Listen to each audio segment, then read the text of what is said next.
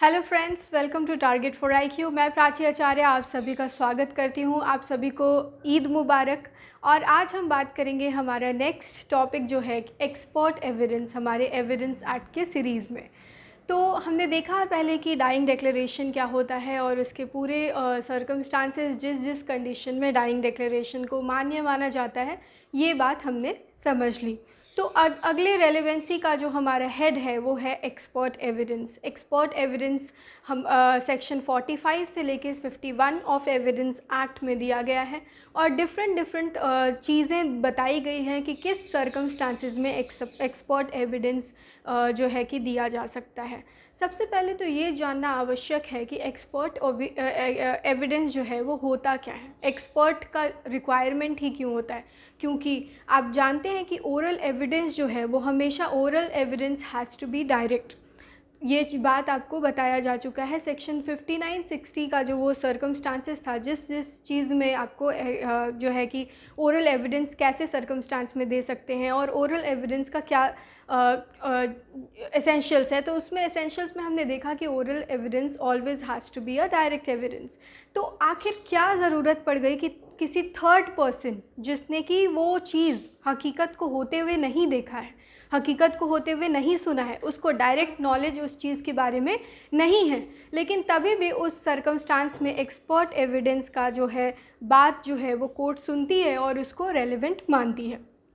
तो देखिए, सबसे पहले हम यही बात करेंगे कि जो ऑर्डिनरी एविडेंस होता है और एक्सपर्ट विटनेस का जो स्टेटमेंट होता है उसमें क्या अंतर है। तो ऑर्डिनरी विटनेस जो स्टेटमेंट देता है वो हमेशा फैक्ट के बारे में बात करता है, जिसने उसको खुद ने वो जो है वो उसके वो जो फैक्ट है उसको परसीव्ड बाय द सेंसेस, अपने सेंस से उसको वो देखा है, महसूस किया है, तो वैसे स्टेटमेंट को कोर्ट के सामने रखता है। ठीक है, ये हो गया आपका बात ऑर्डिनरी विटनेस का। ठीक है, जो कि जो ओपिनियन बेस्ड नहीं है, उसका ओपिनियन कुछ नहीं है। ए ने बी को मारते हुए देखा, ठीक है, जो है ए जो है बी को मार रहा था और वहाँ पे मान लीजिए कि कोई डायरेक्ट एविडेंस आई विटनेस अवेलेबल है सी, तो सी ने ए को मारते हुए देखा बी को। ठीक है, ए मार रहा था बी को, ऐसा सी ने देखा। तो ये क्या हुआ, उसने डायरेक्ट जो है वो डायरेक्ट विटनेस है उस चीज़ का, उसमें उसका कोई ओपिनियन मिला हुआ नहीं है। ओपिनियन कब अराइज होता है, जब कोई सामने से उसके पास डायरेक्ट एविडेंस नहीं है, लेकिन by way of experience, by way of certain scientific expertise, ठीक है, उसके पास कुछ स्किलफुल नॉलेज है जिससे वो अनुमान लगाया जा सकता है कि ऐसे सर्कमस्टांस में, क्योंकि इसका रिजल्ट ये है, इसका कंक्लूजन ऐसा दिख के आ रहा है, तो इसीलिए ये चीज़, ये वाक़या हुआ होगा।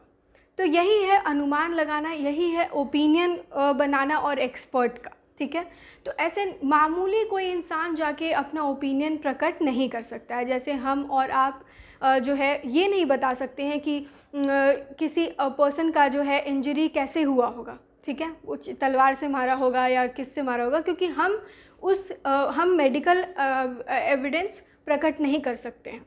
लेकिन अगर मान लीजिए कि मैं फॉरेन लॉ में कोई एक्सपर्ट हूँ, मुझे अमेरिकन जो है वो मर्चेंटाइल वाला लॉ के बारे में मैंने पढ़ाई किया है, तो मैं उस केपेबल हो गई कि अगर उस क्षेत्र में अगर कुछ चीज़ें, अगर कोर्ट को एक्सपर्ट ओपिनियन का ज़रूरत है या फिर किसी पार्टी को एक्सपर्ट ओपिनियन का ज़रूरत है in relation to that foreign law, तो मे बी क्योंकि मैं एक्सपर्ट हूँ उस पर्टिकुलर लॉ में, तो फॉरेन लॉ भी एक फैक्टर है जो हम देखेंगे, उसमें भी एक्सपर्ट का रिक्वायरमेंट होता है, तो मैं फिर वैसे सर्कमस्टांस में एविडेंस, एक्सपर्ट ओपिनियन का एविडेंस दे सकती हूँ।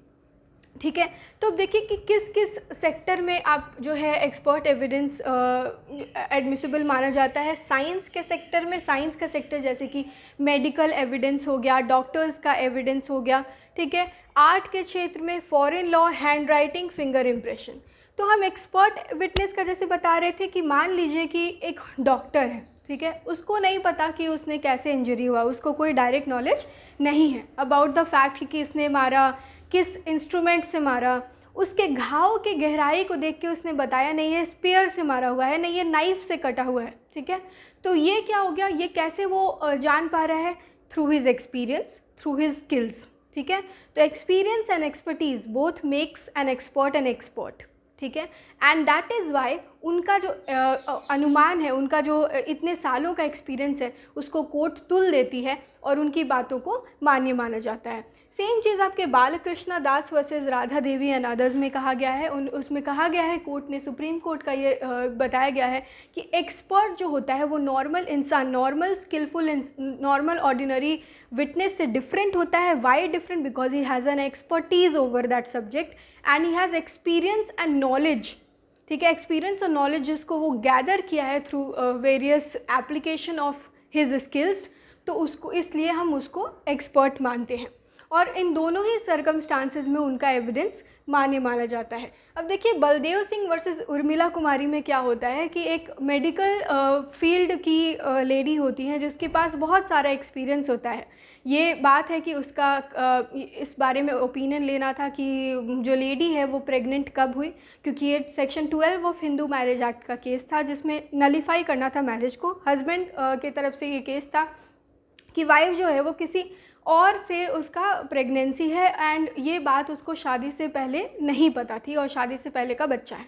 इसके बारे में एक्सपर्ट बुलाया गया और वो एक्सपर्ट एविडेंस देती है, वो लेडी उस सर्कमस्टांसेस बताती है, ग्राउंड्स ऑफ रीजनिंग बताती है। लेकिन ये बात पता चलता है कि वो लेडी के पास एक्सपर्टीज़, उसके पास जो पर्टिकुलर डिग्री होता है वो पर्टिकुलर डिग्री नहीं है। वैसे सर्कमस्टांसेस में भी उसके विटनेस को, उसके जो एविडेंस एक्सपर्ट ओपिनियन है उसको जो कोर्ट है वो नलीफाई नहीं करती है, बिकॉज उसके पास जो एक्सपीरियंस था और उसने जो रीजनिंग दी थी उससे कोर्ट जो है वो by way of collaboration and other evidence इस बात पे पहुंचती है कि उसका जो एक्सपर्ट ओपिनियन था वो करेक्ट ओपिनियन था और इसीलिए एक्सपीरियंस के बेसिस पे भी एक्सपर्ट ओपिनियन लिया गया इस केस में, ठीक है। अब देखिए इसमें relevant facts bearing upon opinion of experts, ये बाकी जो आपका जो साइंस से रिलेटेड, आर्ट से रिलेटेड, फॉरेन लॉ से रिलेटेड, हैंड राइटिंग से रिलेटेड, फिंगर इम्प्रेशन, तो जनरली इसको क्या वेटेज दिया जाता है, इसको एविडेंशियरी वैल्यू इसकी क्या है? बोला जाता है कि हैंड राइटिंग जो एक्सपर्ट्स होते हैं उनकी एविडेंशियरी वैल्यू बहुत ही लो होती है, क्योंकि ऐसा माना जाता है कि इसको स्टिल बहुत मानना बहुत ही मुश्किल है कि इसका जो साइंस, हैंड राइटिंग जो समझने की जो साइंस है वो एकदम टू द पॉइंट परफेक्ट है। तो इसीलिए हैंड राइटिंग एक्सपर्ट्स को जो weakest link of expert evidence माना जाता है और उस सर्कमस्टांसेस में कोलैबोरेशन का बहुत ही इम्पोर्टेंस है। अब देखिए वैसे facts bearing upon opinion of expert, ये आपका सेक्शन 46 में दिया हुआ है। इसका एक इलस्ट्रेशन बहुत ही सिंपल कर देता है इस चीज़ को। मान लीजिए ए ने बी को पॉइजन दिया, ठीक है, वैसा सर्कमस्टांस, वैसे लोग, वैसे एक्सपर्ट का ओपिनियन जिससे ये पता चलता है कि जो पर्सन है जिसको पॉइज़न दिया गया है उसका जो आगे का उसका जो कंक्लूसिव फेनोमेनन है, ठीक है, कि उसमें ये सिम्टम पाया जाएगा आफ्टर द पॉइजनिंग, अगर वो साबित नहीं होता है कि वैसा तरह का जो है सिम्टम्स अवेलेबल है उस पर्सन को, तो वैसे केसेस में वो फैक्ट भी इनकंसिस्टेंट बताता है कि वो पॉइज़न से इस तरह का सिम्टम नहीं है, तो इसका मतलब कि उसको ये पॉइज़न नहीं दिया गया है, तो बेसिकली वो इनकंसिस्टेंसी दिखा रहा है। तो वैसे फैक्ट्स को भी हम रेलेवेंट मानते हैं, वैसे ओपिनियन को भी हम रेलेवेंट मानते हैं। अब देखिए हैंड राइटिंग एक्सपर्ट का क्या है, हैंड राइटिंग से रिलेटेड जो भी तरह का अगर इनकंसिस्टेंसी है, मान लीजिए कि ये पर्टिकुलर जो है डॉक्यूमेंट किसने लिखा, किसके हैंड राइटिंग में लिखा गया है, इसके बारे में पता करना है, तो वो 3 तरीके से पता लगाया जा सकता है, जो कि आपका सेक्शन 47 में दिया हुआ है। और कई बार ये क्वेश्चन भी पूछा जाता है यहाँ से, MCQ रिलेटेड क्वेश्चन। तो एक्सपर्ट बुलाया जा सकता है, हैंड राइटिंग एक्सपर्ट, जो कि हैंड राइटिंग मिला के पता कर सके कि वो हैंड राइटिंग किस व्यक्ति का है, या फिर जिसने उस हैंड राइटिंग को देखा है, जो कि वो रेगुलर टच में है और उस पर्सन को अच्छे तरीके से जानता है, उसके हैंड राइटिंग को अच्छे तरीके से जानता है, acquainted with the hand writing of the person in question, तो वैसा पर्सन भी एविडेंस एक्सपर्ट एविडेंस दे सकता है।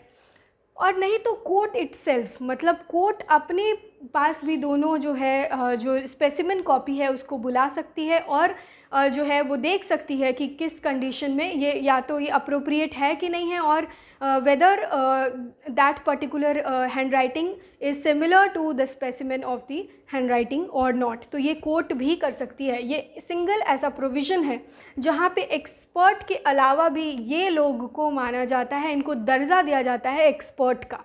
तो अगर इस तरीके से भी आपको क्वेश्चन आए कि वैसा कोई प्रोविज़न बताइए जिसमें कोर्ट खुद एक्सपर्ट बन सकता है, या फिर कोई ऐसा आदमी जो कि स्किलफुल नहीं है लेकिन फिर भी एक्वेंटेंस में है, तो वैसे आदमी को भी एक्सपर्ट बनाया जा सकता है और उनका ओपिनियन भी वैलिड है, तो इसका आपको सेक्शन 47 का जिक्र करना पड़ेगा।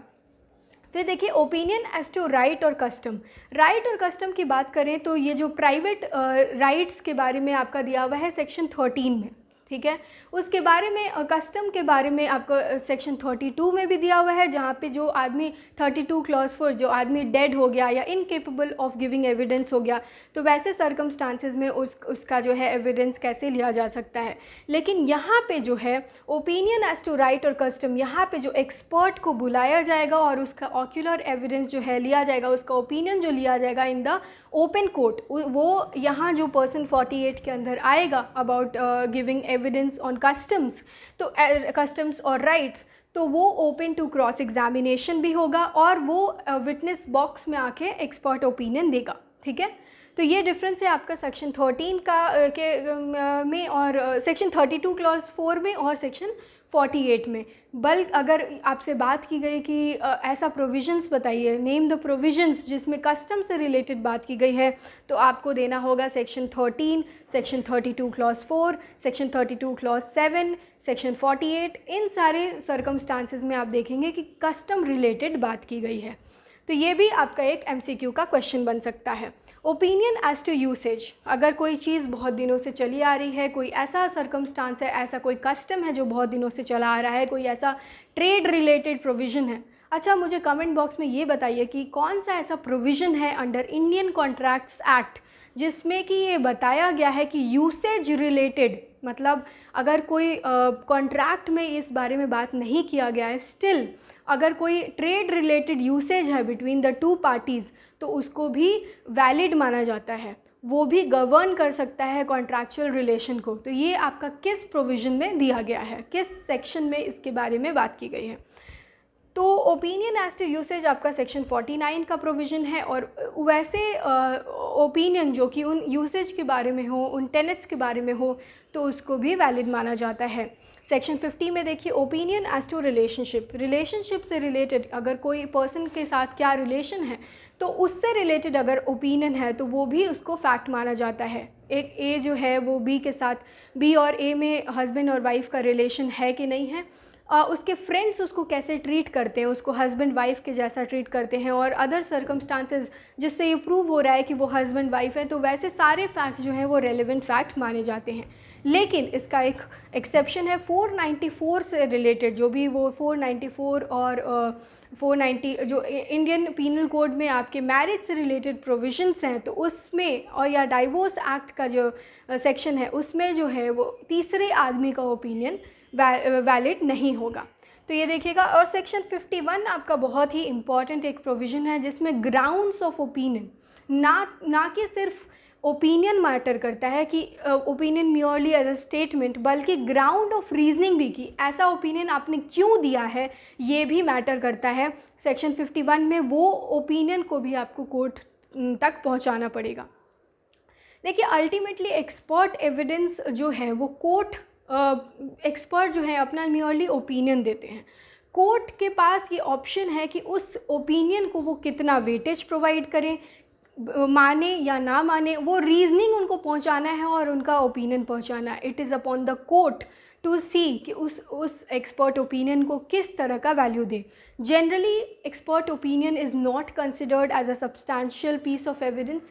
When I say substantial piece of evidence, it means it could not be regarded as a sole basis for conviction. इसका मतलब कि अगर सिर्फ एक्सपर्ट एविडेंस है जिसके ऊपर केस रिलाई कर रहा है, तो इट्स वेरी डिफ़िकल्ट, ये बहुत डिफ़िकल्ट है कि उसके सिर्फ उसके बेसिस पे किसी का कन्विक्शन हो जाए।